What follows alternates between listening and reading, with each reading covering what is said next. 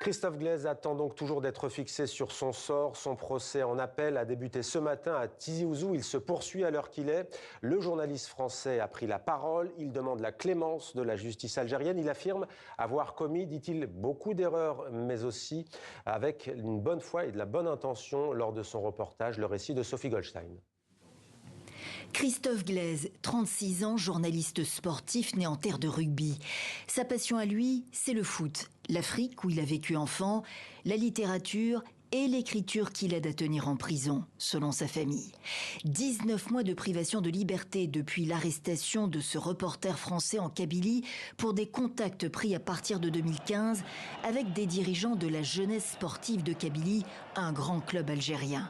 Parmi eux, un responsable du mouvement pour l'autodétermination de la Kabylie, classé terroriste par Alger depuis 2021.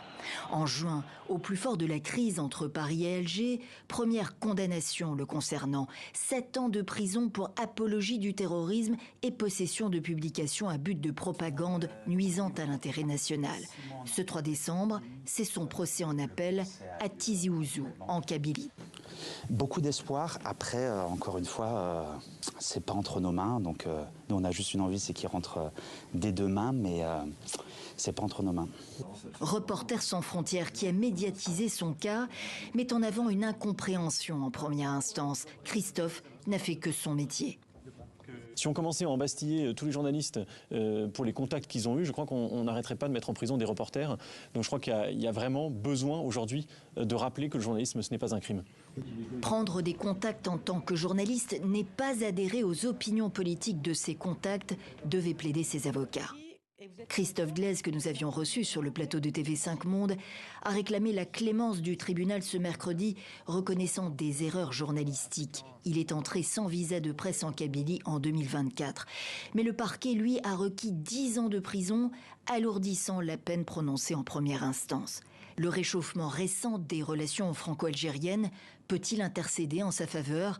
Mi-novembre, l'écrivain franco-algérien Boualem Sansal avait été libéré après 1 an de détention.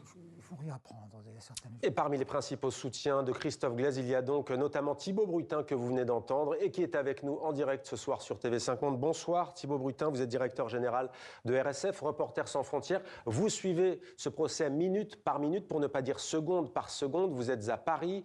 Où en est-on à l'heure qu'il est, au moment où l'on se parle ?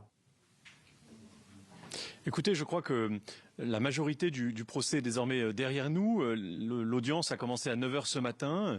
Il y a eu la lecture de l'acte d'accusation, un interrogatoire de Christophe, le réquisitoire du procureur et puis la plaidoirie longue de ses 2 avocats, Maître Bakouri et Maître Daoud.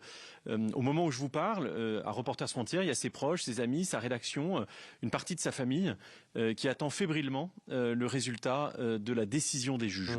Alors une attente fébrile, vous le dites, en effet, le parquet de Tizi Ouzou a requis 10 ans de prison. Rappelons que Christophe Glaise, on vient de l'entendre, a été condamné en première instance à 5 ans de prison ferme. Il est en prison depuis près de 6 mois maintenant. Comment accueillez-vous ce réquisitoire avant donc maintenant le verdict ? Il faut dire que le procureur avait souhaité aussi se porter en appel, au même titre que Christophe. Et la première condamnation, qui est de 7 ans de prison, aurait pu être plus lourde. Elle aurait pu être de 10 ans. Et c'est ces 10 ans qu'a requis le procureur aujourd'hui. On ne s'attendait pas véritablement à autre chose, mais ça aurait été un bon signe que le procureur renonce à demander une peine aussi lourde. Donc je crois que malheureusement, là, la décision, elle est entre les mains des juges. Et c'est précisément pour cela que nous sommes inquiets. Nous sommes confiants, mais très prudents, parce que la décision peut tomber d'un instant à l'autre. Et il reste à savoir ce que les juges décideront. Et vous l'avez dit, vous avez rectifié effectivement, non pas 5, mais 7 ans de prison pour Christophe Glaise en première instance. Ses parents sont en Algérie, les avocats nous le disaient hier sur notre antenne. Est-ce que vous savez comment ça se passe pour eux ? Est-ce qu'ils assistent vraiment au sein même de l'audience à ce qui est en train de se passer ? Absolument. Ils sont au plus près de ce qui se produit dans le tribunal. Ils sont d'ailleurs aux côtés de Christophe. Christophe qu'ils ont pu voir à plusieurs reprises en prison au cours des derniers mois. Et je crois que c'est important de souligner la dignité incroyable et la force de cette famille, de Christophe bien sûr, mais aussi de sa mère, de son beau-père et de tous ceux qui les entourent. Il a donc pris la parole, on le disait. Comment va-t-il ? Selon les témoignages qu'on a pu avoir par ses avocats et par ses proches qui ont pu lui rendre visite, il est clair que Christophe a le moral, il est en bonne forme physique, il souffrait, et je crois que c'est tout à son honneur de journaliste, d'être tenu à l'écart du mouvement du monde, de ne pas être au courant des informations. Et j'espère qu'il pourra très bientôt avoir le plaisir de lire un journal. C'est en tout cas ce qu'on lui souhaite le plus rapidement possible. Une dernière question, c'est donc un journaliste qui est jugé aujourd'hui en Algérie.